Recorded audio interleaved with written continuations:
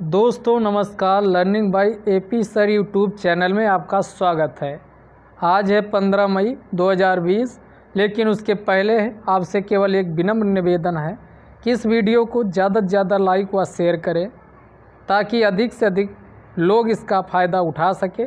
तो हमारे लिए आप 1 मिनट का टाइम निकालिए और जितने आपके ग्रुप या दोस्त हैं उनमें वीडियो शेयर ज़रूर कीजिए।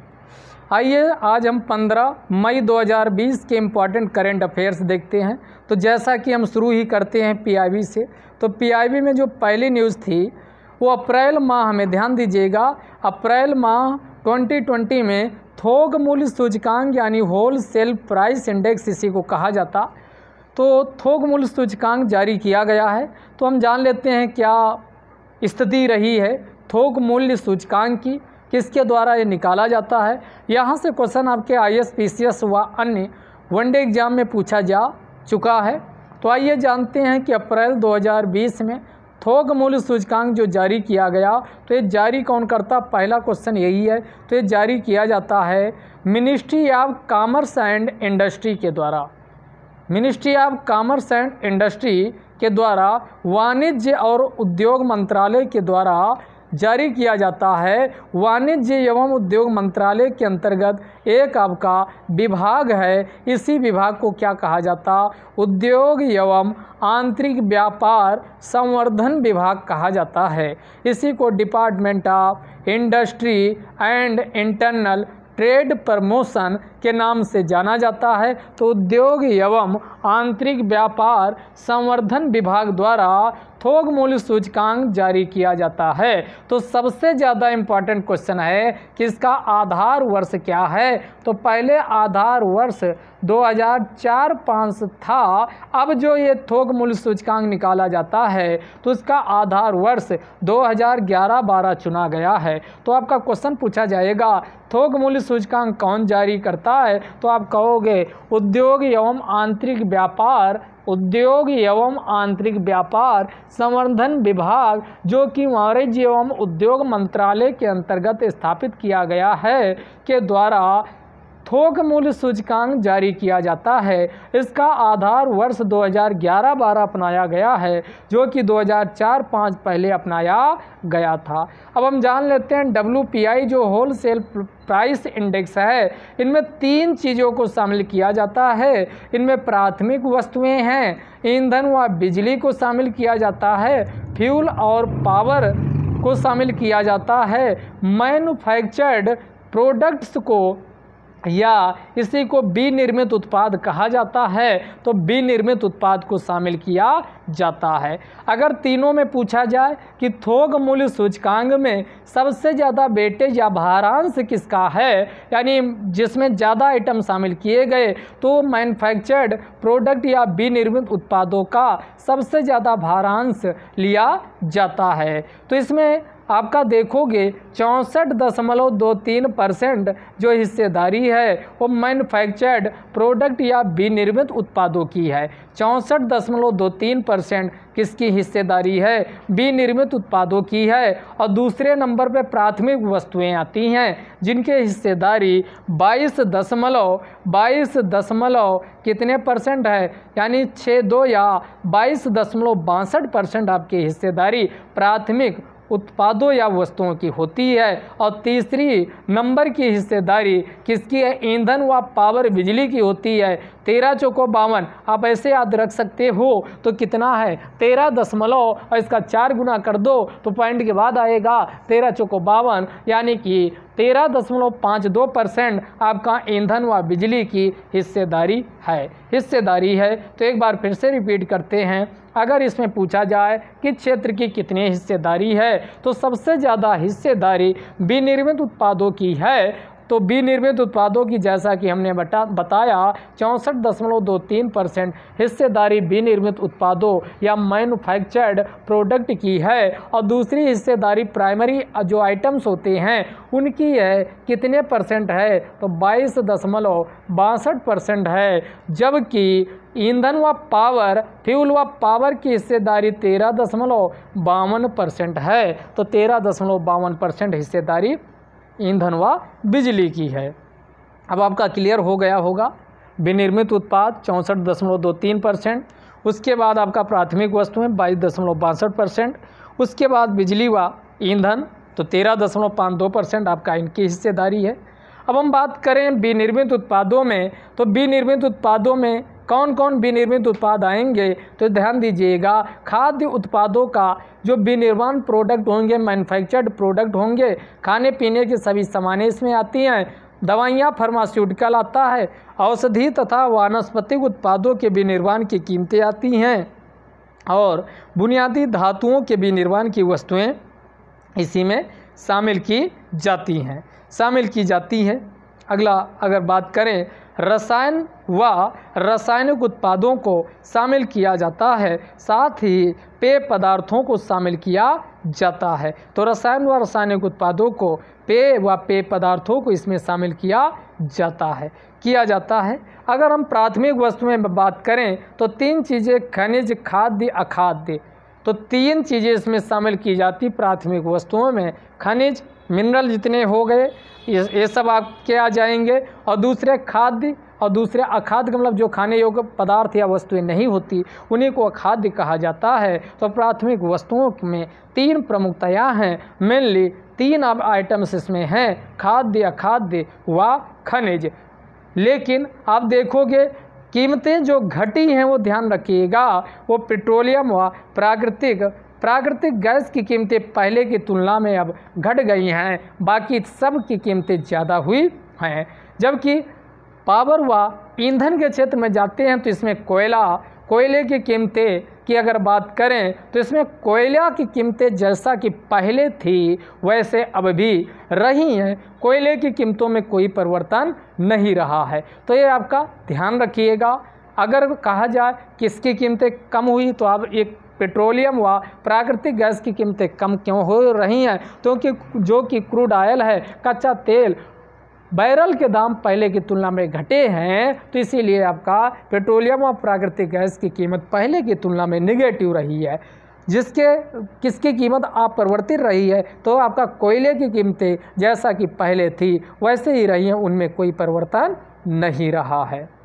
अब हम बात कर लें होलसेल प्राइस इंडेक्स की, तो हमने जैसा कि पहले बताया इसे 2004-05 के स्थान पर 2011-12 को आधार वर्ष बनाया गया, और office of economic adviser, office of, और अंदर हम जाएं तो ऑफिस ऑफ इकोनॉमिक एडवाइज़र जो कि department for promotion of industry and internal trade के अंतर्गत आता है, के अंतर्गत एक आपका है ऑफिस ऑफ इकोनॉमिक एडवाइज़र, उसी के द्वारा क्या किया जाता है, यानी होलसेल प्राइस इंडेक्स को जारी किया जाता है।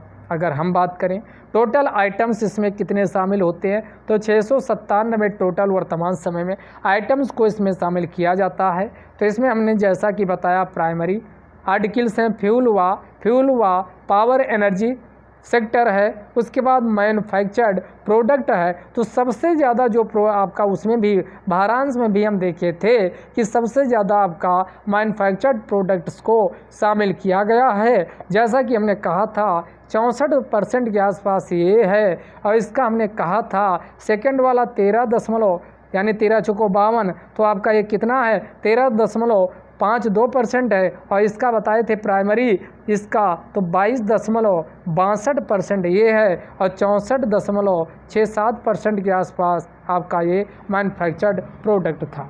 अब हम बात करें प्रत्येक में 697 टोटल आइटम्स को शामिल किया गया, तो इसमें मैन्युफैक्चर्ड या विनिर्मित उत्पाद कितने हैं, तो 564 आपके विनिर्मित हैं। पावर इसमें 16 पहले थे, 16 अब भी हैं, तो कोई चेंज नहीं हुआ है, जैसा पहले था वैसा भी है।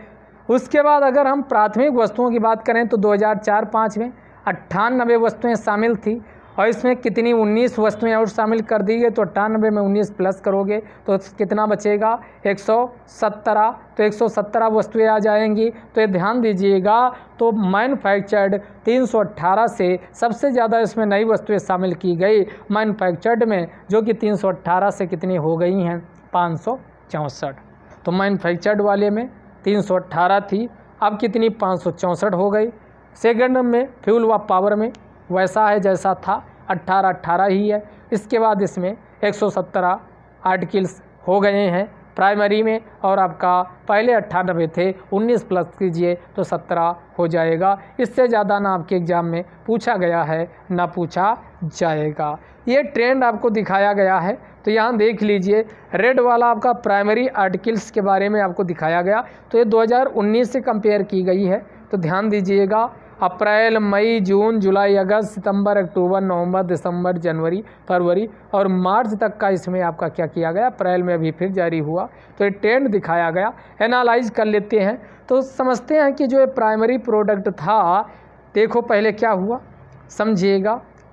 तो इसमें आपका पूरे साल का अगर हम देखें तो देखिए पहले हो आपका अप्रैल 2019 में और मई 2019 में आप सेम रहा है। इसके बाद घटा है जून में, फिर घटा है जुलाई में, इंक्रीज हुआ है अगस्त में, सितंबर में फिर घटा है, अक्टूबर में फिर इंक्रीज हुआ है, नवंबर में फिर इंक्रीज हुआ है, दिसंबर में फिर इंक्रीज हुआ है, उसके बाद फिर आपका घटा है किसमें, जनवरी में। उसके बाद फिर आपका देखोगे फरवरी में नीचे आपका ग्राफ आ रहा, तो आपका फिर घटा है और मार्च में फिर घटा है। तो ये ट्रेंड रहा है, यानी कि क्वेश्चन आपका घटा, इंक्रीज, डिक्रीज, लगातार ना तो इंक्रीज हुआ है ना तो डिक्रीज हुआ। तो आपका ये आपका एक ट्रेंड आपने देख लिया इस ग्राफ से। दूसरा वाला आते जो हरे कलर है, ये फ्यूल और पावर को दर्शाता है। तो देखो घटना शुरू हुआ, घटता घटता घटता, बीच में आपका जनवरी 2020 में कुछ इंक्रीज हुआ था और फिर मार्च तक आते आते फिर अचानक ये डिक्रीज हुआ। तो इंक्रीज डिक्रीज इंक्रीज डिक्रीज यहाँ फ्यूल हुआ, पावर सेक्टर में भी चलता रहा। तो अगला हम देखते हैं जो आपका एक कलर का बना हुआ, ये आपका ये आपका कौन सा है, ये आपका जहाँ ये आपका कह रहे हैं, तो इसमें मैन्युफैक्चर्ड प्रोडक्ट दिखाया गया, ये वाला लकीर देखिए। तो आपका ये चला डिक्रीज हुआ, फिर आपका ज़्यादा परिवर्तन नहीं आया, फिर इंक्रीज हुआ, ये ट्रेंड रहा। तो ये भी आपका ट्रेंड यही रहा पूरे साल का, देखते हैं इंक्रीज डिक्रीज इंक्रीज डिक्रीज ये चलता रहा है। उसके बाद आइए आल प्रोडक्ट की बात करें, आल कमोडिटीज़ का ट्रेंड देखें, तो ये आपका ये कलर वाला जो आपका ये बना आसमानी कलर का, इस वाले पे आइए तो decrease decrease decrease decrease decrease decrease, फिर यहाँ नवंबर 2019 तक पहुँचिए और नवंबर 2019 के बाद आपका ये आपका अक्टूबर से ही इंक्रीज हुआ, फिर इंक्रीज हुआ, फिर आपका डिक्रीज हुआ, फिर डिक्रीज हुआ, मार्च तक पहुँचते पहुँचते ऑल ओवर में देखोगे तो डिक्रीज हुआ है।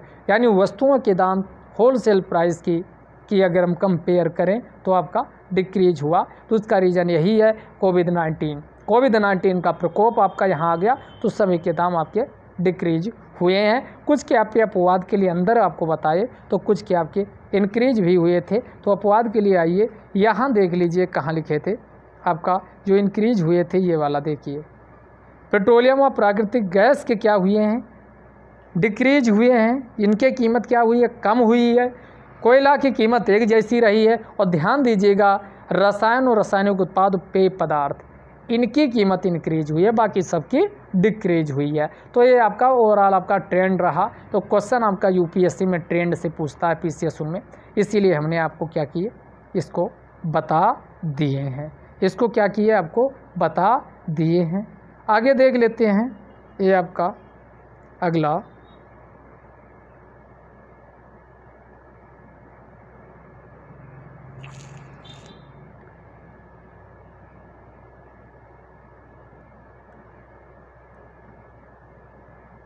इसमें एक पेज आपका छूट गया है, ये आपका फ़ोटो खींचने के समय आपका छूट गया। चलो उसका हम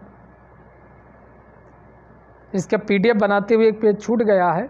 असल में एक आपका समर्थ स्कीम आपकी लॉन्च की गई है, तो उसी को लेकर के था।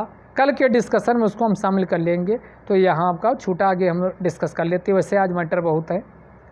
आइए, आपने देखा कि वित्त मंत्री निर्मला सीतारमण के द्वारा घोषणा कई पहले मोदी साहब ने 12 मई 2020 को अनाउंस करते हैं और वही 8 बजे आत्मनिर्भर अभियान की शुरुआत करते हैं।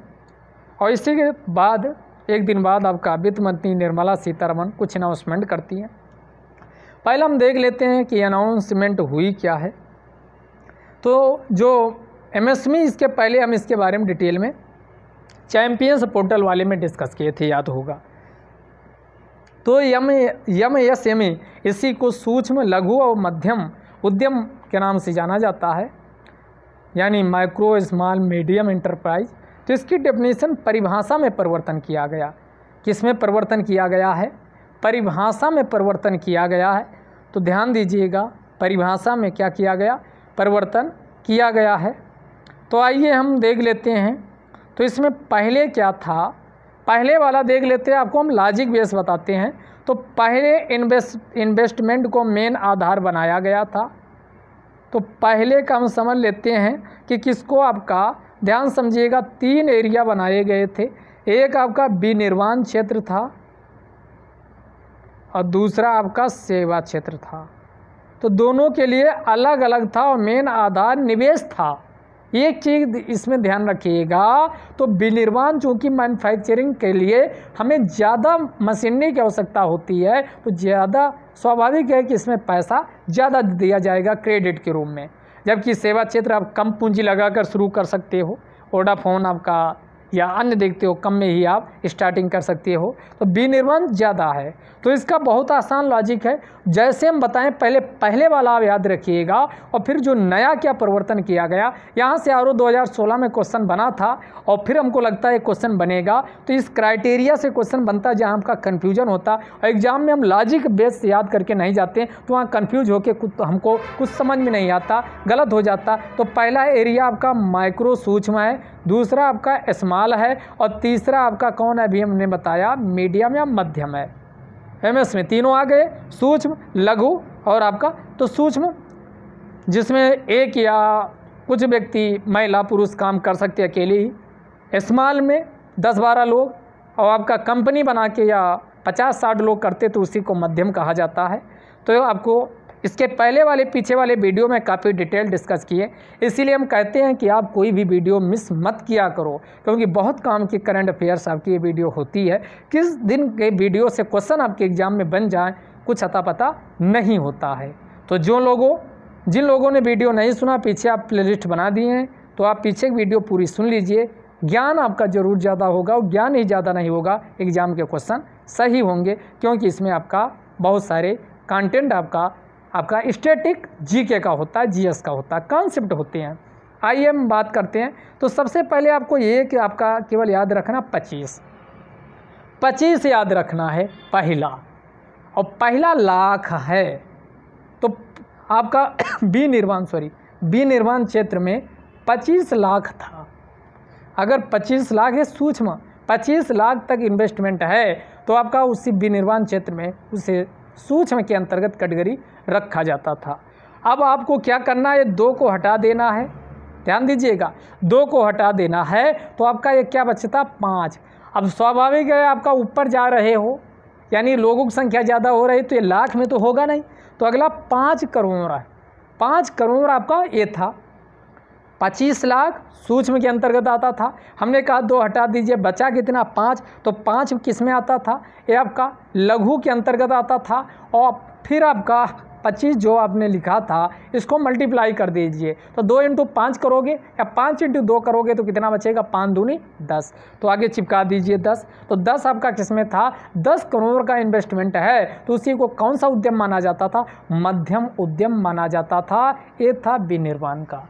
लेकिन ध्यान दीजिएगा, सेवा क्षेत्र में ये ऐसा नहीं था। तो आपको करना क्या है, पीछे वाला हमने जो 10 लिखा है इसको आगे छेप देना है। तो 10 को आगे लाइए। 10 लाख तक का जो इन्वेस्टमेंट था वो किस में आता था, ये आपका सूक्ष्म के अंतर्गत आता था, सेवा क्षेत्र में।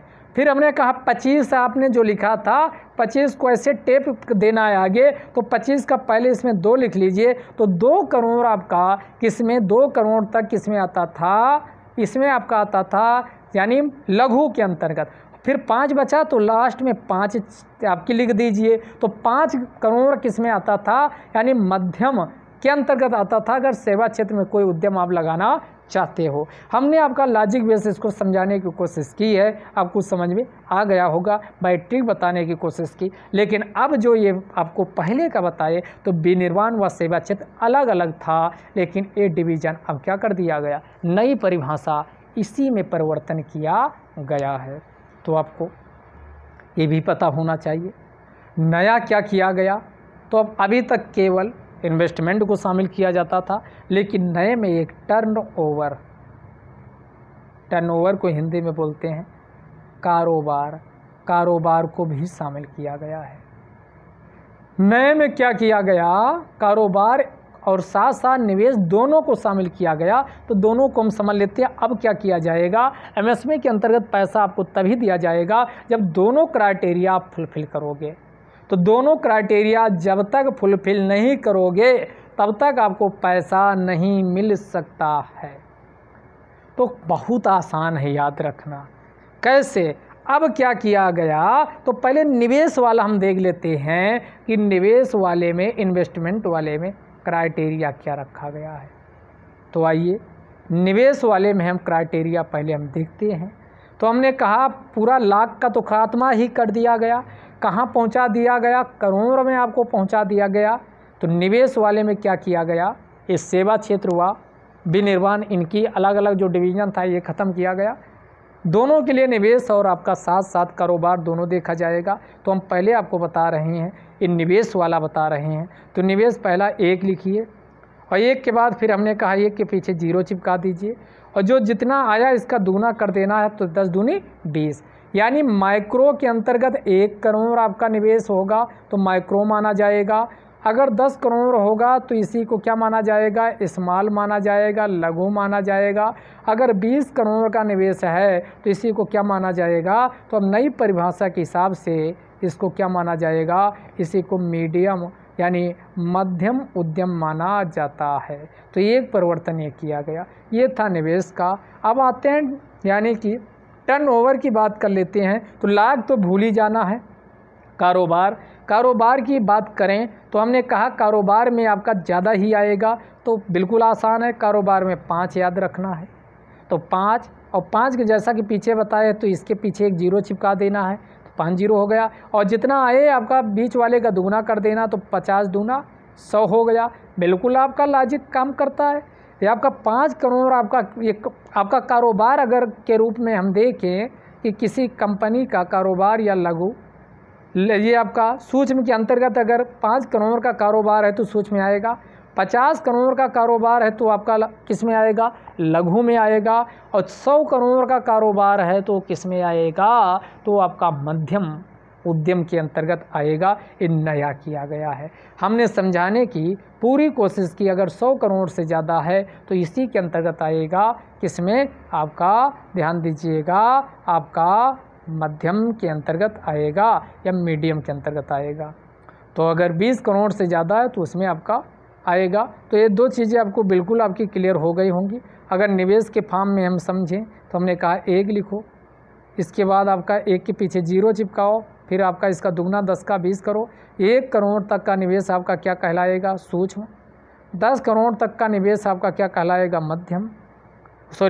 लघु, ये आपका लघु कहलाएगा या आपका स्मॉल। और 20 करोड़ से ज़्यादा आपका क्या कहलाएगा, तो हमने कहा 20 करोड़ या इससे ज़्यादा किस में आएगा, तो इससे ज़्यादा आपका आएगा किसके अंतर्गत, यानी मीडियम या मध्यम के अंतर्गत आएगा। निवेश का फॉर्म हो गया। कारोबार अगर देखें तो हमने कारोबार का बताएं 5, और हमने कहा जितना लिखो उसके पीछे एक 0 चिपका दो, उसका अंत में दुगना कर दो। तो 5 करोड़ तक का कारोबार सूक्ष्म के आपका माइक्रो में आएगा, सूक्ष्म में आएगा। 50 करोड़ का कारोबार आपका लघु या स्मॉल में आएगा। 100 करोड़ का कारोबार किस में माना जाएगा, तो ये 100 करोड़ से ज़्यादा का कारोबार आपका मध्यम या मीडियम के अंतर्गत शामिल किया जाएगा। तो ये नया परिवर्तन किया गया। यहाँ से क्वेश्चन श्योर है बनेगा, क्योंकि कन्फ्यूजन इतना ज़्यादा होगा, और कन्फ्यूजन होगा तो क्वेश्चन एग्जामिनर वहीं से बनाता है जहाँ आप गलतियाँ करो। तो ये जो लॉजिक हमने बताया, अगर ये लॉजिक आप ध्यान में रखोगे तो आपका क्वेश्चन कभी गलत नहीं होगा। तो हमने दो चीज़ों कहा, पहले इन्वेस्टमेंट केवल देखा जाता था, विनिर्माण व सेवा क्षेत्र के लिए अलग अलग शर्तें थी, अलग अलग आपका उसमें आपका क्रेडिट देखा जाता था, इन्वेस्टमेंट देखा जाता था। अब इन्वेस्टमेंट व कारोबार टर्नओवर दोनों देखा जाएगा और दोनों के लिए कंडीशन अलग अलग रखा गया है। और सेवा व विनिर्माण का जो डिवीज़न था वो आपका समाप्त कर दिया गया है। और सबसे अच्छी बात क्या की गई, अब आपको लोन लेने के लिए इतना लोन आप प्राप्त कर सकते हो,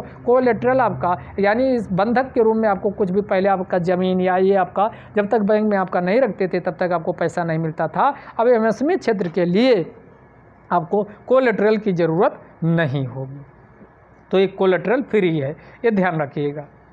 इसके अलावा अन्य कई चीज़ आपका नॉन बैंकिंग फाइनेंशियल जो कॉरपोरेशन होते हैं, ये एक प्रकार की कंपनियां होती हैं जो बैंक का दर्जा इन्हें दिया जाता है, तो इनको भी आपका कंपनियां अधिनियम 1956 के अंतर्गत इन्हें स्थापित किया जाता है।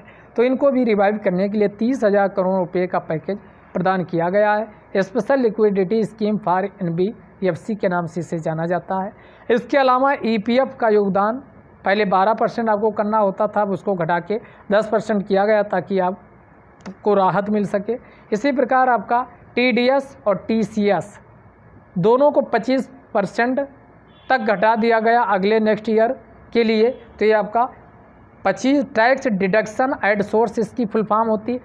तो टैक्स डिडक्शन एट सोर्स यानी TDS हुआ टैक्स कंसेशन एट सोर्स, इसकी फुल फॉर्म है टैक्स डिडक्शन एट सोर्स, और TCS की फुल फॉर्म है टैक्स कंसेशन एट सोर्स। दोनों को 25% तक का अगले साल के लिए घटा दिया गया है। इसके अलावा एक और होता है स्टैट्यूटरी प्रोविडेंट फंड, इसको भी 12% से घटा के कितना 10% कर दिया गया, अगले 3 माहों के लिए, अगले 3 माह के लिए घटा दिया गया। अगला काफ़ी न्यूज में था ग्लोबल एनर्जी ट्रांजिशन इंडेक्स 2020, तो इससे आपके एग्जाम के लिए क्वेश्चन बन सकते हैं। वैश्विक ऊर्जा संक्रमण सूचकांक इसी को कहा जाता, तो वैश्विक ऊर्जा संक्रमण सूचकांक 2020 को जारी किया गया। तो पहला क्वेश्चन यही बनता कि इसको कौन जारी करता है, तो इसको वर्ल्ड इकोनॉमिक फोरम के द्वारा जारी किया जाता है, वर्ल्ड इकोनॉमिक फोरम के द्वारा जारी किया जाता। और अभी इसमें 115 अर्थव्यवस्थाओं को शामिल किया गया है, 115 देशों को शामिल किया गया। भारत की रैंकिंग की अगर हम बात करें तो पिछले साल से 2 अंक का सुधार हुआ। पिछली बार भारत की रैंकिंग 76 थी, इस बार भारत की रैंकिंग 2020 में कितनी हो गई है, 74 हो गई, 74 हो गई है, तो ध्यान रखिएगा। इसके अलावा इसमें जो पैमाना है उनमें आपका आर्थिक समृद्धि, इकोनॉमिक ग्रोथ, ऊर्जा सुरक्षा, एनर्जी सिक्योरिटी, पर्यावरणीय धारणीयता, इन्वायरमेंटल सस्टेनेबिलिटी को शामिल किया जाता है। तो आर्थिक समृद्धि, ऊर्जा सुरक्षा 3 इसके मानदंड हैं। तो आर्थिक सुरक्षा, आर्थिक समृद्धि, ऊर्जा सुरक्षा व पर्यावरणीय धारणीयता या पोषणीयता को शामिल किया जाता है। अगर टॉप कंट्री की बात करें तो आपका टॉप कंट्री में स्वीडन रहा है, स्विट्जरलैंड रहा है, फिनलैंड रहा है। तो यस याद रखिएगा, स्वीडन, स्विट्जरलैंड और आपका फिनलैंड आपका ऊर्जा के क्षेत्र में अव्वल देश रहे हैं, टॉप कंट्री या सर्वोच्च दर्जा प्राप्त करने वाले देश रहे हैं। तो स्वीडन तीसरी बार लगातार इसमें टॉप किया है, तो स्वीडन, स्विट्जरलैंड व उसके बाद फिनलैंड इसमें रहे हैं। अगर हम देशों की बात करें तो ये आपका ये विश्व का मानचित्र है, तो इसमें आप जानते हो एशिया महाद्वीप ये अपना भारत है, आपका अफ्रीका महाद्वीप एरिया वाला लगाइए, नंबर 1 ये, नंबर 2 ये, नंबर 3 है आपका उत्तरी अमेरिका महाद्वीप है, दक्षिणी अमेरिका 4, ये 5वां आपका कहाँ गया, यूरोप वाला, ये एक साथ बना दिया गया, 5वां ये हो गया। ये आपका ध्यान दीजिएगा 5वें नंबर पे अंटार्कटिका पहुंच जाएगा जो नीचे अधिक नहीं रहा, 6ठे पे ये, 7वें नंबर पे ऑस्ट्रेलिया। ये आपका महाद्वीपों का आर्डर है, तो आप इस जानते हो।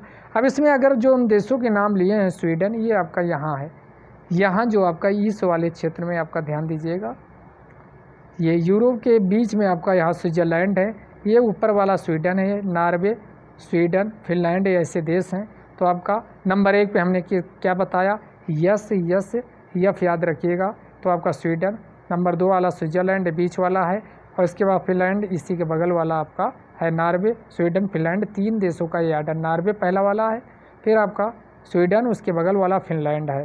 तो आपका यह मैप में भी दिखा दिए, तो ये आपका मैप रहा। आगे आइए, अभी एक रिपोर्ट जारी की गई है, इसी रिपोर्ट को क्या कहा जाता, global forest resources assessment report 2020 के नाम से इसे जाना जाता है। तो global forest resources assessment report 2020 आपका ये कौन जारी करता, तो ये आपका फूड एग्रीकल्चर ऑर्गेनाइजेशन यानी जारी करता है। खाद्य कृषि संगठन इसी को कहा जाता, फूड एग्रीकल्चर ऑर्गेनाइजेशन, जो कि संयुक्त राष्ट्र संघ का एक पार्ट है। तो फूड एग्रीकल्चर ऑर्गेनाइजेशन FAO के द्वारा ग्लोबल फॉरेस्ट रिसोर्सेज असेसमेंट 2020 जारी किया गया। तो इसमें जान लेते हैं क्या ट्रेंड रहा है। तो अगर फॉरेस्ट एरिया यानी कि वन क्षेत्र की बात करें तो ये 1990 से 2020 के बीच कंपेयर किया गया तो पूरे विश्व से यानी अंतर आया है। वन क्षेत्र कम हुआ है, वनों का विनाश हुआ है, वन नष्ट हुए हैं कितने, तो 178। 1990 से 2020 के बीच 178 मिलियन हेक्टेयर वनों का विनाश हुआ। और इतना एरिया आप देश मानोगे तो लीबिया का इतना लगभग क्षेत्रफल है। तो एक लीबिया के बराबर जंगल हमने नाश कर दिए हैं। तो ग्लोबल फॉरेस्ट रिसोर्सेज असेसमेंट 2020 कहती है कि जो फॉरेस्ट कवर है उसका यानी वनों का विनाश हम बहुत किए हैं। 1990 की तुलना में 2020 तक आते आते 178 मिलियन हेक्टेयर वनों का हमने विनाश कर दिया, जो कि लीबिया के क्षेत्रफल के बराबर है। दूसरा, रेट ऑफ फॉरेस्ट लॉस यानी किस दर से आपका वनों का ये विनाश हुआ है, तो ध्यान दीजिएगा, यानी रेट ऑफ फॉरेस्ट लॉस जो वनों का विनाश की दर रही है वो पहले की तुलना में घटी है। क्योंकि ये ध्यान दीजिएगा सस्टेनेबल मैनेजमेंट यानी कि सतत प्रबंधन को हमने अपनाया है। तो ये पहले अगर ये कंपेयर किया गया डेटा कि 2010 से 15 के बीच 12 मिलियन हेक्टेयर रहा है, जबकि 2015 से 20 के बीच एक कम हुआ है। तो रेट ऑफ फॉरेस्ट लॉस जो जंगल के विनाश की दर है वो घटी है, यानी बहुत तेज़ी से आपका विनाश नहीं हुआ है। 2010-15 के बीच आपकी क्या रही है, पिछले दशक की हम बात कर रहे हैं, 2010-15 के बीच आपका ये 12 मिलियन हेक्टेयर रही है और 2015 से 20 के बीच 10 मिलियन हेक्टेयर रही है, यानी पहले की तुलना में घटी है। अगला हम बात करें एरिया नेचुरली रीजनरेट का मतलब फिर से जो वनस्पतियाँ पौधे उगाते हैं। फॉरेस्ट वर्ल्ड वाइड इनकी क्या स्थिति रही है, इनका एरिया क्या रहा है।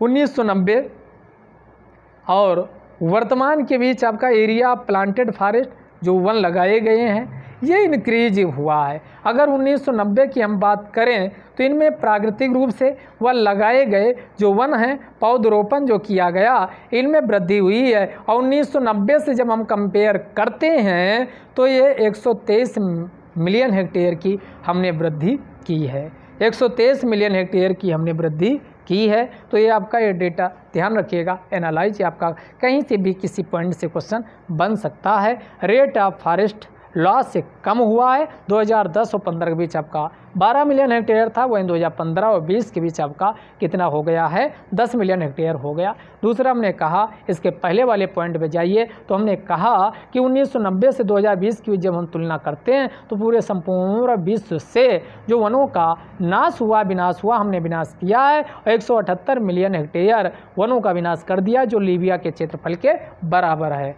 अगला हमने कहा कि जो आपका प्राकृतिक रूप से जो वन है वो पुनः उत्पन्न होते हैं तथा उनकी हम कैपेसिटी अगर 1990 की तुलना में देखें और 2000 हम अगर वर्तमान समय में बात करें 2020 की, तो हमने क्या किया, पौधे बहुत ज़्यादा लगाए हैं और वृद्धि की है लगाने वाले पौधों में, और अपने आप जो रीजनरेशन होता उसकी तुलना में 123 मिलियन हेक्टेयर वनों में वृद्धि कर लिए हैं।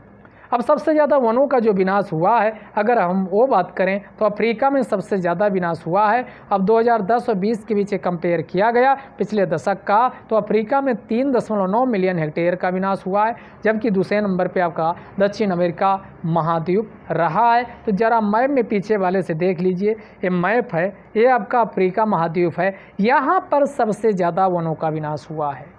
सबसे ज़्यादा वनों का विनाश कहाँ हुआ है, इस अफ्रीका महाद्वीप में हुआ है। अगर हम 2010 हुआ 20 के बीच अगर कंपेयर करते हैं तो 3.9 मिलियन हेक्टेयर, यानी 39 लाख हेक्टेयर वनों का हमने विनाश कर दिया। और दूसरे नंबर पे इसी के बगल आ जाइए, जब मार दीजिए, ये दक्षिण अमेरिका महाद्वीप रहा है, इनमें हमने कितना, तो 2.6 मिलियन यानी 26 लाख हेक्टेयर वनों का विनाश हमने यहाँ कर दिया है।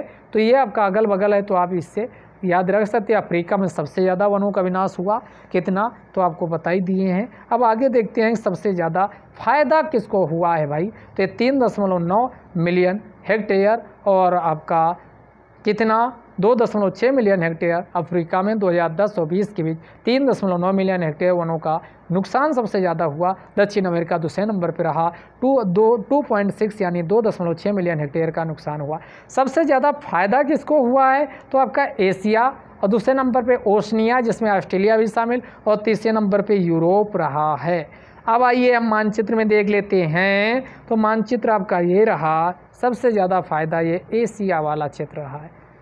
दूसरे नंबर पे ओशनिया, ये ऑस्ट्रेलिया वाला क्षेत्र रहा है इसी के नीचे, और तीसरे नंबर पे ये यूरोप रहा। तो इससे भी क्वेश्चन इस टाइप के बन रहे हैं। सबसे ज़्यादा वन में वृद्धि कहाँ हुई है, तो आपका एशिया में हुई है, जिनमें रूस, चाइना, इंडिया, ये सब आपके आते हैं। इंडिया के संदर्भ में बात करें तो आप इंडिया का भी हम इंडियन स्टेट फॉरेस्ट रिपोर्ट 2000 आपकी 19 आ चुकी है, तो उसकी भी हम चर्चा करेंगे और देखेंगे, वहाँ से क्वेश्चन भी 1-2 क्वेश्चन आपके एग्जाम में बनेगा, किसी दिन उसको भी लपेटे में लेते हैं।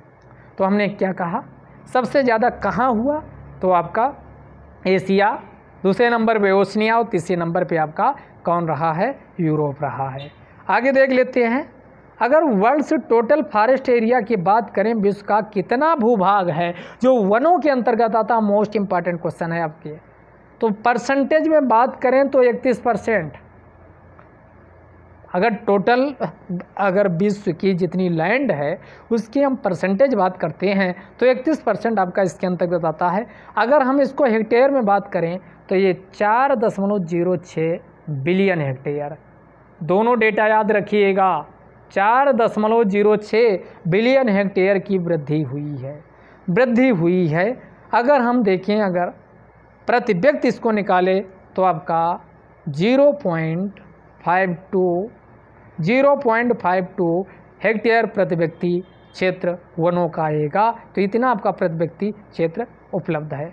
अगर वनों का हम देखें किस प्रकार के वनों में सर्वाधिक वृद्धि हुई है, तो आप यहाँ हम एक मानचित्र बना लेते हैं।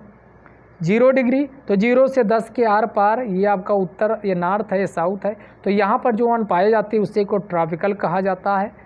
इसके बाद आपका ये शंकुधारी वाले जो वन आपका ये 60 हो के ऊपर जो पाए जाते हैं इस क्षेत्र में, दोनों गोलार्ध में, उसी को बोरियल या शंकुधारी वन कहा जाता है। और 30 से 35 के बीच जो पाए जाते हैं उसी को क्या कहा जाता, उसी को टेम्परेट कहा जाता है। उसके बाद आपका सब ट्रॉपिकल का मतलब हुआ, देखो नीचे मैप में नज़र डालिए, जो 0 डिग्री के आसपास, फिर हम पहुंच गए 60 से 65 यानी बोरियल हो गया।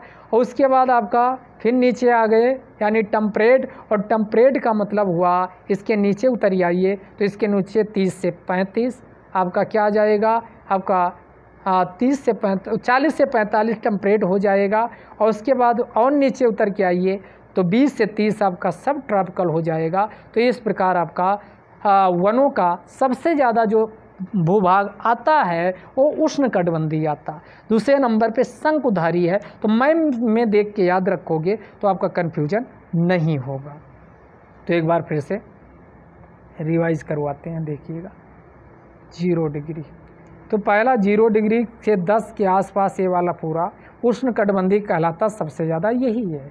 दूसरे नंबर पे हमने कहा 60 से 65 पे पहुंच जाइए, और इसको बोरियल या शंकुधारी वन कहा जाता। तो ये आपका दूसरे नंबर पे ये है। और तीसरे नंबर पे हमने कहा इससे कुछ नीचे उतर आइए, 40 से 45 पे आ जाइए। तो 40 से 45 आपका जो है, या 30 से 40 भी आप मान सकते हो, इसी को टेम्परेट कहा जाता। तो ये आपका इसी के नीचे वाला होगा, टेम्परेट के अंतर्गत आता है।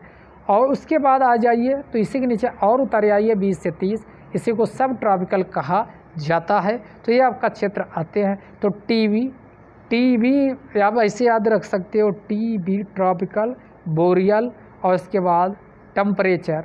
TB में टेम्परेचर क्या हो जाता है, सब सब सब आप कुछ लॉजिक बना सकते हो। फिलहाल मैप से याद रखोगे तो बहुत आपके आसानी से याद रहेगा। तो ट्रॉपिकल सबसे ज़्यादा, नंबर 2 पे बोरियल है, और बोरियल के नीचे उतर के आओ तो आपका टेम्परेट मिलेगा, और नीचे उतर के आओ तो सब ट्रॉपिकल मिल जाएगा। तो मानचित्र से याद रखिएगा, आपका हमेशा के लिए याद रहेगा, दिमाग में बैठ जाएगा।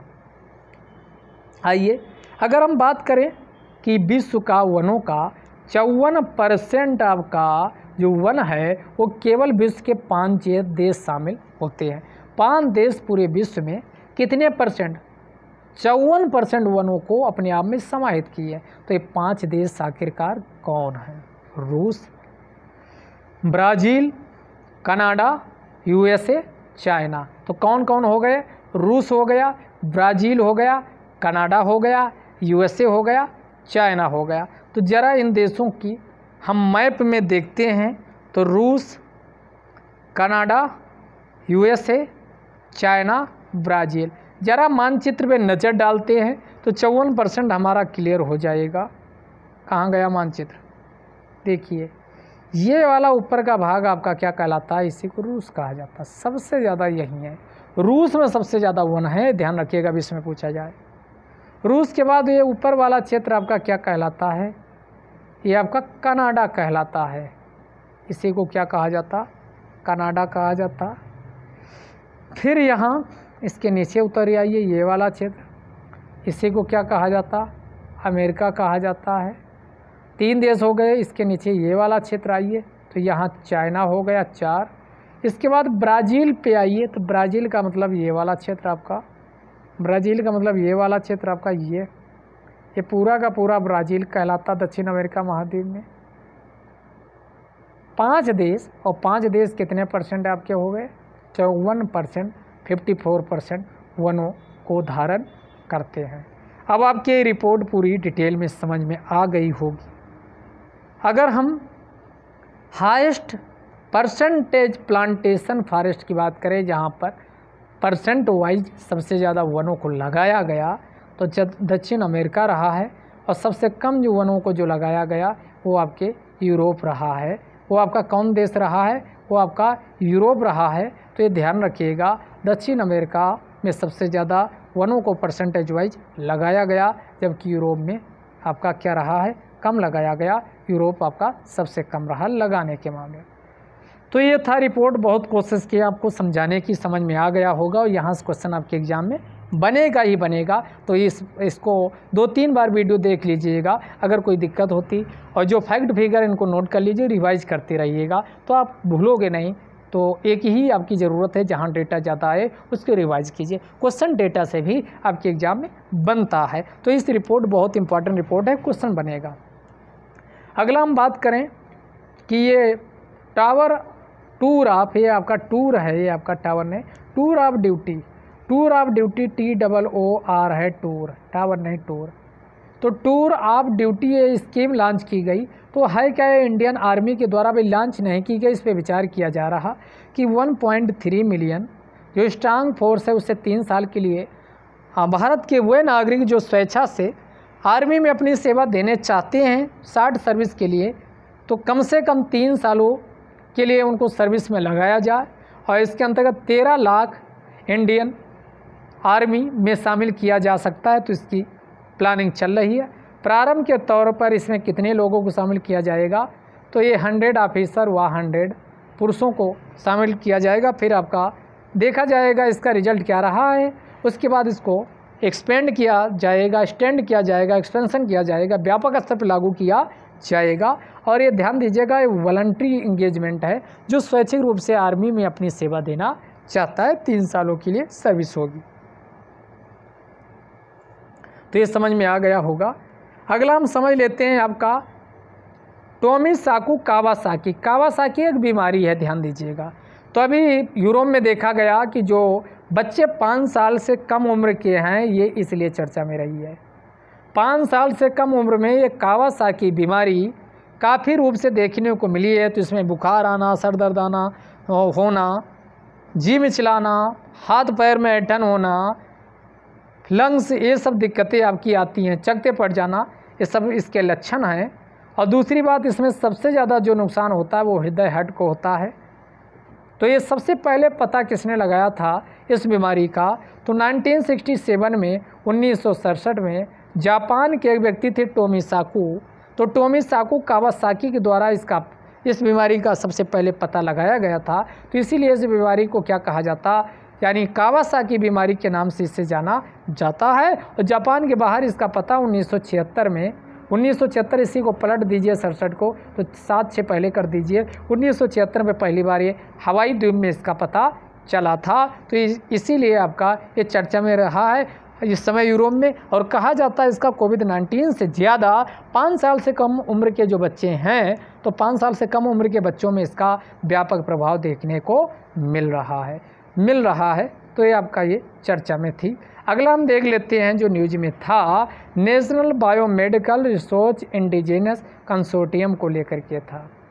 नेशनल बायोमेडिकल रिसोर्स इंडिजेनाइजेशन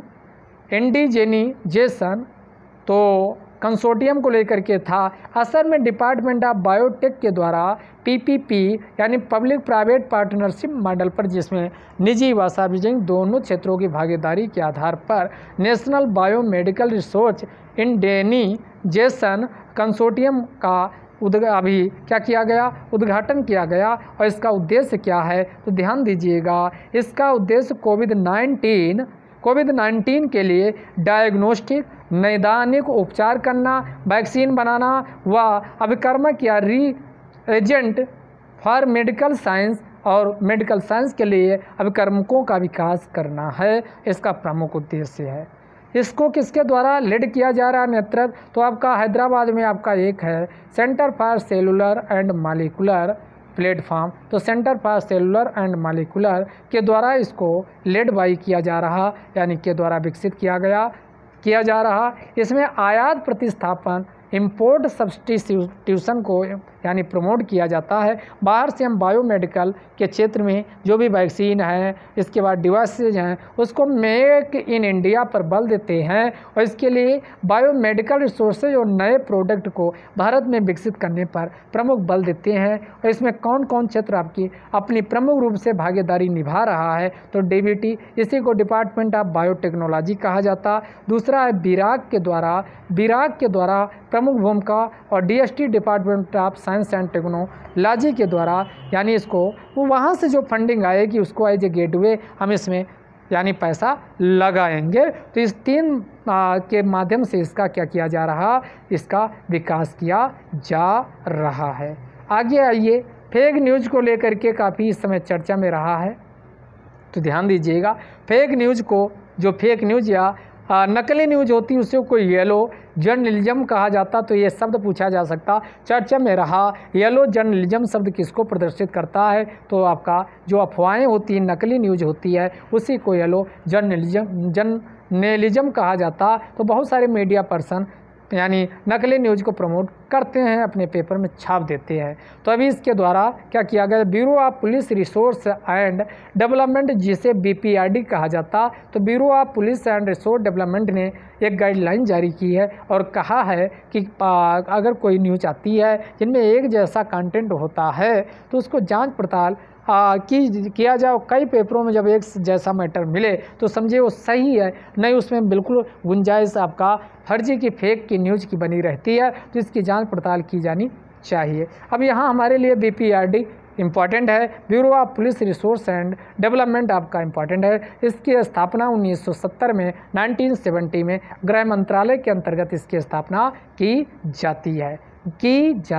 तो ध्यान दीजिएगा, इसी को क्या कहा जाता, बीपीआरडी के नाम से जाना जाता है, बीपीआरडी के नाम से जाना जाता है।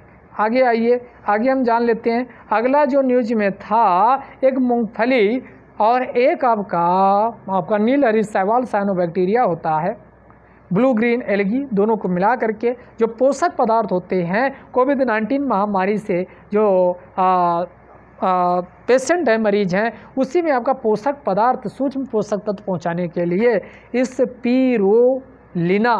स्पिरुलिना ग्राउंड नट मूंगफली यानी चिक्की का विकास किया गया। कौन सी मूंगफली? चिक्की। तो इसको किसने विकसित किया? पहला क्वेश्चन यही है। और यहीं से आपका सेंटर अलग से क्वेश्चन वन लाइनर टाइम में भी पूछा जा सकता। Centre food technological research institute पूछा जा सकता। कहाँ है? तो ये कर्नाटक की राजधानी मैसूर में स्थित है। तो central food technological research institute, central food technological research institute, जैसे पिछली बार लैंग्वेजेस, सेंट्रल लैंग्वेजेस इंस्टीट्यूट यही मैसूर में है। एक क्वेश्चन आपका 2019 के पीसीएस में पूछा गया था। आप पेपर उठा के देखिए, आपको क्वेश्चन मिल जाएगा। उस समय काफ़ी चर्चा में न्यूज को लेकर, लैंग्वेजेस को लेकर के था, तो लैंग्वेजेस वाला हमने डिस्कस किया था, तो वहाँ इसके बारे में आपको बताए थे। तो सेंट्रल फूड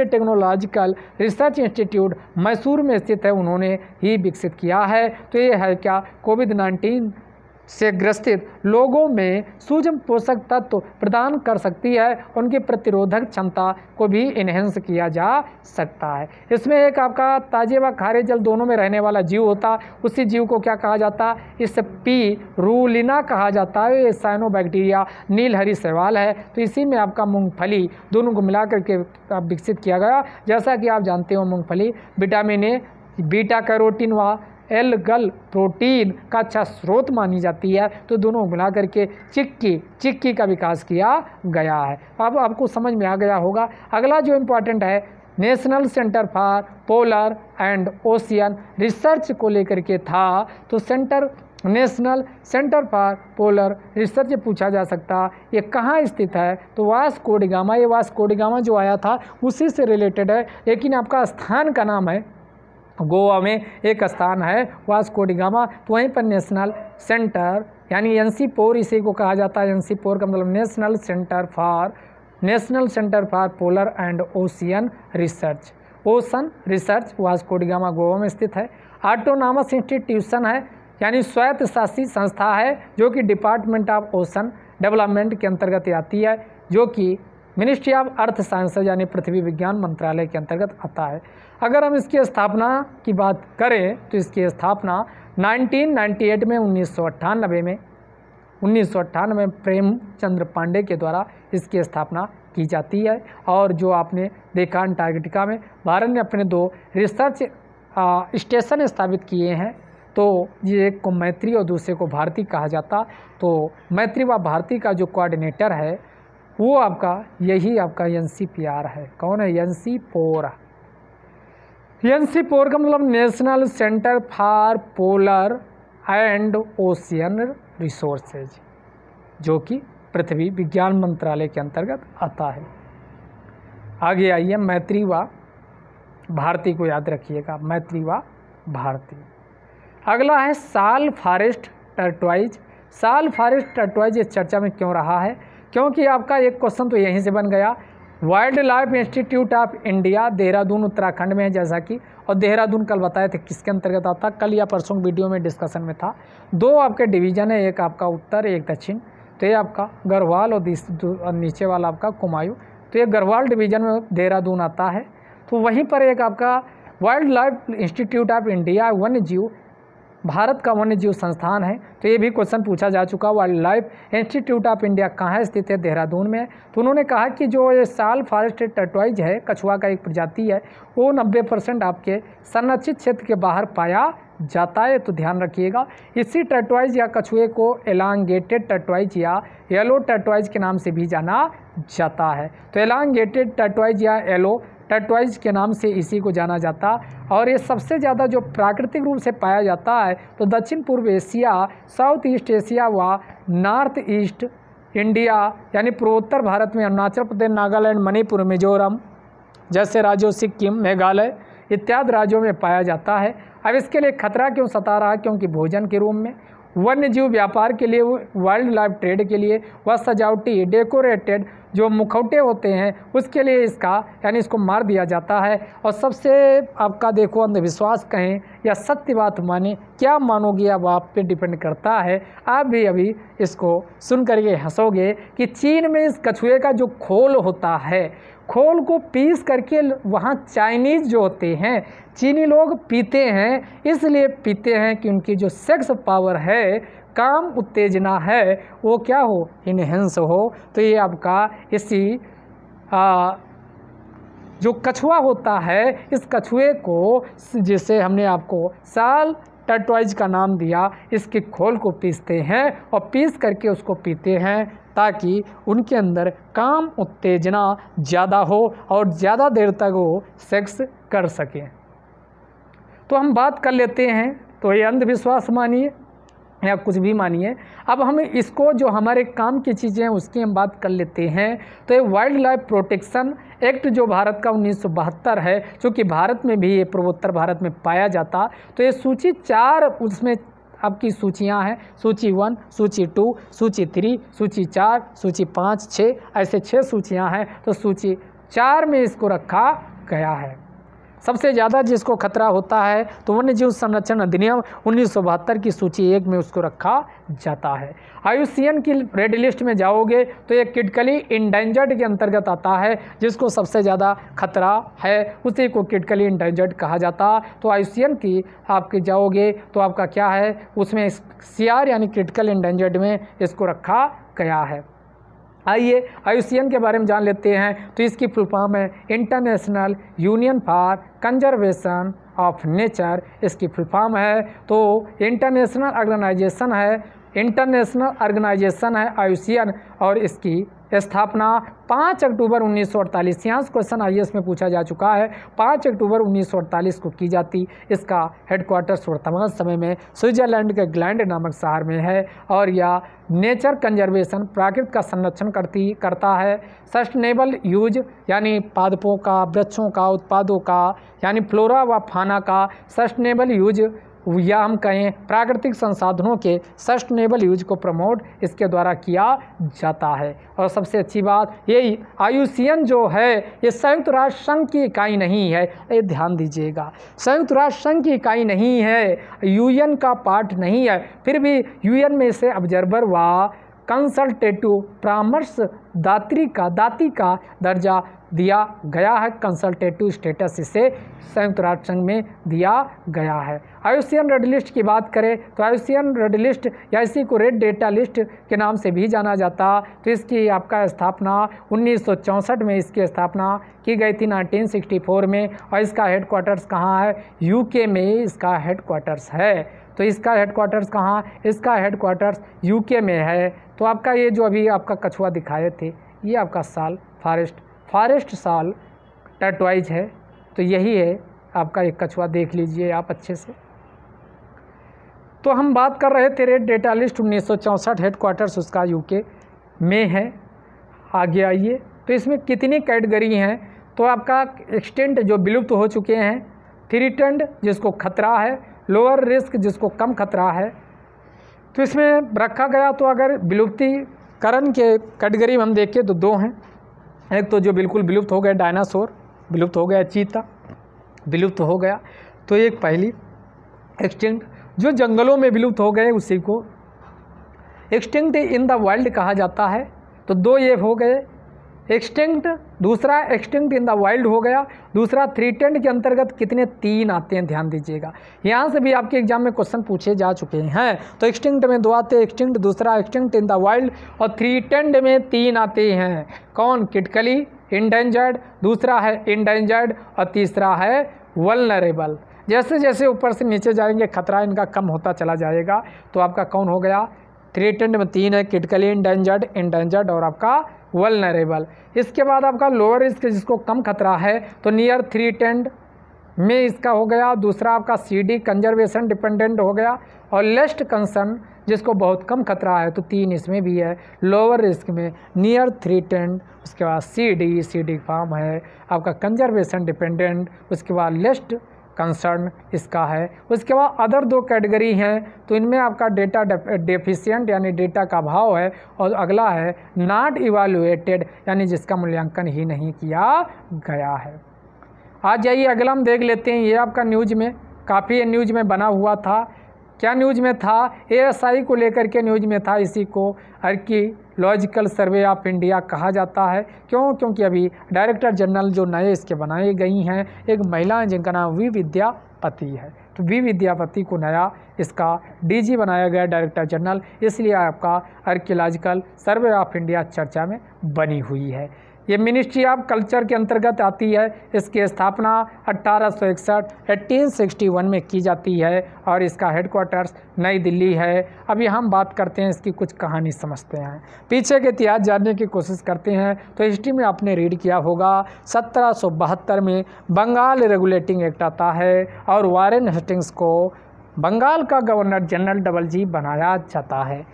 और 1784 में उसी में भारत के वेद, उपनिषद तथा यहाँ की संस्कृति, यहाँ की रीति रिवाज इत्यादि पे क्या होता है, एक्सप्लोरेशन होता, अनुसंधान व रिसर्च किया जाता है। ऐसे इन्हें को ओरिएंटलिस्ट या प्राच्यवादी कहा जाता है। और प्राच्यवादियों के द्वारा कलकत्ता में फोर्ट क्या कहेंगे, एक आपकी स्थापना, एक सोसाइटी की स्थापना होती है। उसी सोसाइटी को क्या कहा जाता, 1784 में ये सोसाइटी बनती है। इसी को एशियाटिक सोसाइटी ऑफ बंगाल कहा जाता और इसकी स्थापना विलियम जोन्स के द्वारा की जाती है। विलियम जोन्स के द्वारा तो तभी से प्रयास किया जाता रहा। फिर आगे चल कर के और प्रयास किए गए। 1840 का दशक आया, लेकिन आपका कुल मिला के बात नहीं बन पाई। और अंततः फिर आपका लॉर्ड कैनिंग आता है और कैनिंग के द्वारा अथक प्रयासों से फिर 1861 में लॉर्ड कैनिंग के द्वारा क्या किया जाता है, लॉर्ड कैनिंग के काल में आप देखते हो यही आपका प्रयास तो शुरू में होता रहा। तो ये लॉर्ड कैनिंग के द्वारा, उस समय एक व्यक्ति होते अलेक्जेंडर कनिंघम, उन्हीं के प्रयास से लॉर्ड कैनिंग के कार्यकाल में इसकी स्थापना ASI archaeological survey of India की जाती है। फिर आगे चलकर कई प्रयास ये करते हैं, इसके द्वारा कई काम किए जाते हैं। तो आप देखो कि इसके पहले प्रयास होते रहे, जैसा कि हमने बताया। तो सबसे पहले चार्ल्स विल्किंस एक व्यक्ति थी अंग्रेज, 1785 में भगवत गीता का अंग्रेजी में अनुवाद किया था। तो यहाँ से भी क्वेश्चन पूछा जाता कि भगवत गीता का अंग्रेजी में अनुवाद किसने किया था? चार्ल्स विल्किंस के द्वारा 1785 में भगवत गीता का अंग्रेजी में अनुवाद किया गया था। अगला 1837 में एक व्यक्ति थे जिनका नाम था जेम्स प्रिंसेप। इन्होंने 1837 में जो अशोक के आपके शिलालेख थे वो ब्राह्मी लिपि में सबसे ज़्यादा लिखे गए थे। तो ब्राह्मी लिपि को पढ़ने का काम, रीड करने का काम या डिसाइफर करने का काम जेम्स प्रिंसेप ने किया था। और यहाँ से क्वेश्चन 2016 का IAS का पेपर उठा के देखिएगा, सीधे क्वेश्चन पूछा गया था। ये जेम्स प्रिंसेप ने पहली बार पढ़ा था। तो अगर क्वेश्चन ये पूछा जाए फर्स्ट DG कौन थे, तो आपका जैसा कि हमने नाम ही बताया अलेक्जेंडर कनिंघम होंगे। फर्स्ट सर्वेयर पूछा जाए तो लॉर्ड कैनिंग होंगे। तो इस सर्वे लॉर्ड कैनिंग के कार्यकाल में हुआ था। ये आपका जो आपका फ़ोटो आपके सामने दिख रहा एक किसका है, उन्हीं साहब का है, अलेक्जेंडर कनिंघम। तो यहाँ से भी क्वेश्चन पूछा गया। फिर भारत आज़ाद होता है। भारत आज़ाद के बाद आप देखते हो 1921 में हड़प्पा, 1922 में मोहनजोदड़ो, सिंधु घाटी सभ्यता में प्रमुख स्थलों की खोज होती है और ये प्रयास चलता रहता है। इसमें ASI archaeological survey of India का प्रमुख रोल होता। 1948 15 अगस्त 1948 को दिल्ली में नेशनल म्यूजियम की स्थापना की जाती है और उसके DG जो डायरेक्टर जनरल बनाए जाते हैं NP चक्रवर्ती बनाए जाते हैं। आगे चलकर एक अधिनियम जब भारत आज़ाद हो गया तो यानी हमारे पुरातत्व स्थल जो हैं वो आपके संरक्षित रहें, आर्कियोलॉजिकल साइट्स हैं, प्राचीन संग्रहालय हैं, वो बचे रहें, उस पर किसी प्रकार की खोज खरोच ना आए। तो इसके लिए एक अधिनियम पार्लियामेंट के द्वारा बनाया जाता। इसी को क्या कहा जाता, इसी को आप याद रखिएगा AM आसरा। AM आसरा से आप याद रख सकते हो, AM आसरा यानी एंशिएंट मोनूमेंट एंड ए से आपका archaeological sites and remains act कहा जाता। 1958 में बनाया जाता है। तो क्या बनाया जाता, AM आसरा, अमासरा, अमासरा इसको याद रखिएगा, अमासरा यानी अमात्रा ऐसे लिखिए। तो आप ये लंबे नाम ऐसे याद रखिएगा, तभी याद रहेगा, नहीं आपका मेंस में आपका पूरा अधिनियम का नाम ही नहीं लिख पाओगे अगर कोई क्वेश्चन आता। अमात्रा से आप याद आ जाएगा। अमात्रा का मतलब क्या हुआ? एंशियंट, मोन्यूमेंट यानी प्राचीन, संग्रहालय, एंड और आर्कियोलॉजिकल यानी इसको क्या बोलते हैं? आर्कियोलॉजिकल साइट्स ये हो गया, एंड अवशेष अधिनियम यानी रिमेंस एक्ट इसको कहा जाता। तो पुरावशेष जो भी आइए आप इंग्लिश वाला याद रखिए, यही देवनागरी में लिख भी देना।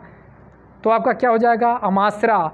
अमात्रा अधिनियम पारित किया जाता है कब? 1958 में, यानी ancient monument and archaeological sites and remains act अमात्रा 1958 में 1958 में बनाया जाता है।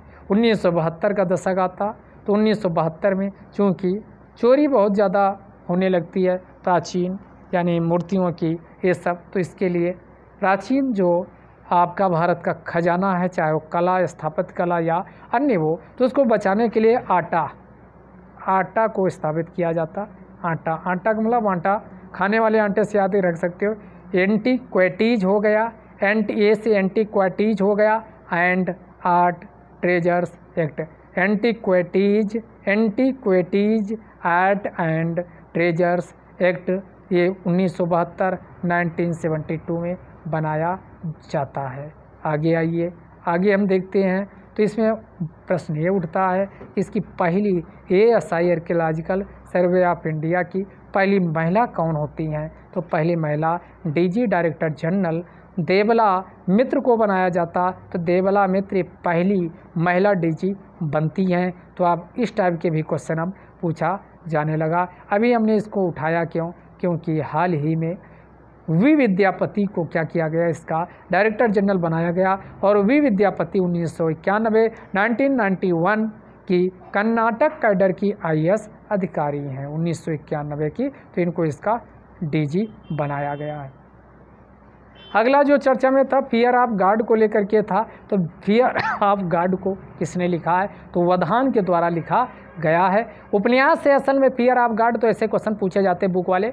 तो ये नावल है उपन्यास, इसको वधान ने लिखा। वधान का एक अन्य नाम है कि बोम्मा देवरा साई चंद्रावधान। बोम्मा देवरा साई चंद्रावधान ने लिखा है। इसके पहले तीसरा इनका उपन्यास, इसके पहले 2 अग्निपुत्र व शत्रु जैसे उपन्यास को इन्होंने लिख चुके हैं। अगला कुछ फैक्चुअल टाइप की बात कर लेते हैं। FighterChess.com ऑनलाइन नेशंस कब हुआ? 2020। और आपने देखा कि ये फाइनल आपका चीन व अमेरिका के बीच हुआ था, जिसमें चाइना ने अमेरिका को हरा करके ये FighterChess.com ऑनलाइन नेशंस कप को जीत लिया है। तो यहाँ से भी क्वेश्चन बन सकता है। अगला हम बात कर लेते हैं, मध्य प्रदेश एक ऐसा राज्य है जिसने मिड डे मील के अंतर्गत राशन को उपलब्ध कराने का निश्चय लिया। तो भारत का प्रथम राज्य बन गया जो मिड डे मील के अंतर्गत राशन उपलब्ध कराएगा। तो ध्यान दीजिएगा। तो ये मध्य प्रदेश मध्य प्रदेश की बात आई है। तो मध्य प्रदेश की बहुत सारी चीज़ें जनजातियों से लेकर के इसके नेशनल पार्क, हमने बायोट्रिक आपको याद करवाया था। तो आप मध्य प्रदेश का मैप बनाइए और मैप बनाते हुए आप दर्शाते चलिए, और दर्शाते हुए आप क्या कीजिए, ये ऐसे ऐसे ऐसे ऐसे, ये हमने मध्य प्रदेश का मैप बना दिया, बन गया। तो हमने क्या कहा था, कई है यहाँ संजय गांधी है, सीधी जिला। नीचे उतर के आइए तो हमने कहा था संजय गांधी के बाद यहाँ आपका बांधवगढ़ आपका है उमरिया जिला में। फिर आपके नीचे उतरिए बांधे, फिर फासिल नेशनल पार्क है, और फासिल के बाद फासिल आपका मंडला में है। नीचे और उतर के आइए तो हमने कहा था यहाँ पर कान्हा नेशनल पार्क है। कान्हा की हमने कहानी बताई थी, मंडला व बालाघाट जिले में के अंतर्गत आता। और नीचे उतर के आए तो यहाँ आपका पेंच है, और ऊपर आपका पन्ना है। तो पन्ना हमने कहा था, पन्ना छतरपुर व पन्ना जिले में है। पेंच आपका मध्य प्रदेश व छत्तीसगढ़ की सीमा पर है। फिर हमने कहा था कि दोनों आमने सामने हैं। फिर इधर हमने कहा था सतपुरा है, तो सतपुरा आपका मध्य प्रदेश के होशंगाबाद ज़िले में है। फिर हमने अगला कहा था सतपुरा के बाद हमने कहा था यहाँ भोपाल बीच में है तो वन विहार भोपाल में है, तो ये हमने कहा था वन विहार कहाँ है, भोपाल में है। भोपाल के बाद हमने धार जिले में कहा था, धार जिले में कौन है, डायनासोर आपका है, नेशनल पार्क डायनासोर है। तो काउंट करना शुरू कीजिए, 1 2 3 4 5 6 7 8 और धार जिले में आपका कौन हो गया, आपका डायनासोर, तो 9 हो गया। और एक यहाँ बच रहा, ये कौन था, यहाँ शिवपुरी, शिवपुरी में आपका एक है, क्या नाम है इसका, ये नाम कमेंट में आप लिखिएगा। यहाँ शिवपुरी ज़िला है, यहाँ नहीं है ये शिवपुरी, यहाँ है मुरैना वाले क्षेत्र में आपका। तो ये एक आपका नेशनल पार्क यहाँ पर भी है। तो 10 नेशनल पार्क आपके मध्य प्रदेश के बताए थे। जनजातियाँ भी मध्य प्रदेश की आपकी बताई थी भाई, ठीक, तो आपको याद आ जाना चाहिए कौन कौन जनजातियाँ बताई थी। तो आपको बताया था कि कौन कौन जनजाति हैं, तो आपको बताए थे, कुछ याद आया, भीग कोका कोला से बैग, तो हमने जनजातियाँ का बताया था। रिवाइज करवा देते हैं, आप जितने भी आएंगे तो इसी प्रकार रिवाइज कराते रहेंगे। भीग कोका कोला से बैग पर नाम बताए थे, आपका नाम सौरभ है। भीग कोका कोला से बैग पर सौरभ निकला मजा खिलावरी, मेवा खाकर पानी पिया, मेवा खाकर पानी पिया, सारी जनजात खत्म। तो भी से बता रहे थे सबसे ज़्यादा यहाँ भील जनजात पाई जाती, गा से आपका गोंड बताए थे, कोग से आपका कुरकू बताए थे, कोका कोला कोला से आपका बताए थे कोल जनजात है। उसके बाद आपका यानी भी बैग से बताए थे, तो हमने कहा था बैगा यहाँ की जनजाति है। तो बैगा के बाद फिर आपको आगे क्या बताए थे, पर से प्रधान आपकी बताए थे, प्रधान के बाद आपका बताए थे सौरभ, तो सौरा जनजाति यहाँ की है। उसके बाद सौरभ मझा, तो माझी जनजाति यहाँ है, तो मझा भा से आपका क्या आ जाएगा, यानी भरिया भूमिया जनजाति यहाँ की है। और उसके बाद खिलौरी से कुछ नहीं है, पर सौरभ निकला मजा खिलौरी। और उसके बाद क्या आपको बताए थे, यानी क्या किया, यानी मेवा को आपको बताए थे माझी जनजाति है। उसका मेवा खाकर, तो खैरवाड़ जनजाति है, खाकर पानी पिया, तो पनिका जनजाति यहाँ की, पानी से पनिका जनजाति यहाँ की है। फिर आपको बताए थे पिया आया, तो अगरिया जनजात ये मध्य प्रदेश की है। तो इस ट्रिक से आपको हमेशा के लिए याद रहेगा।